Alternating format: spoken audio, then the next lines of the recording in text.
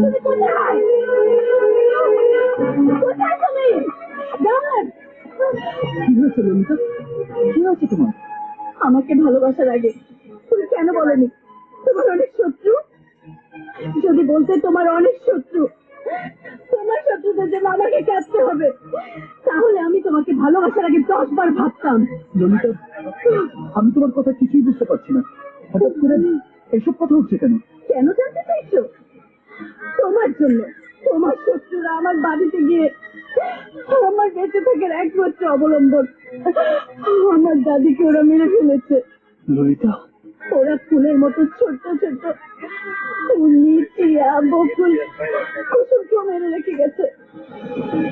তোমাকে ভালোবাসতাম আমি, মরতে হলো ওদের। কেন মরতে হলো ওদের? কেন? আমার চোখে তুমি একটা করি, তুমি তুমি সবাইকে খুন করেছো। ললিতা, আমার কথা শোনো। কি বলবে তুমি? কি বলে সান্ত্বনা দেবে? তোমার কোনো সান্ত্বনাই আমাকে ছোট ফিরিয়ে দিতে পারবে না। তোমার কোনো সান্ত্বনাই আমার জীবনের এই বিরাট শূন্যতাকে পূরণ করে দিতে পারবে না। তোমার কোনো সান্ত্বনাই আমার চোখের পানি মুছে দিতে পারবে না।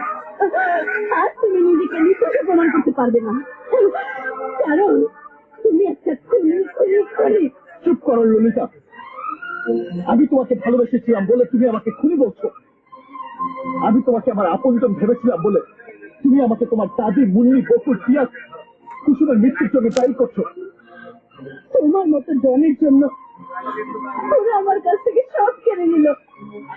যে জনের জন্য মানুষ করল, মুখে রক্ত ঝরে, সেই রক্তের খেলা এতদিন তুমি কেন খেলেছো? আমি রক্ত দিয়ে খেলা করার দল নই, আমি হলাম মানুষের ভালোবাসার দল। কেন দেখো সেদিন যখন আমি মৃত্যুর সঙ্গে লড়াই করছিলাম, সেদিন কি বুঝতে পারো মানুষ আমাকে কত বেশি ভালোবাসে? ভালো তো আমিও তোমাকে বাসতাম।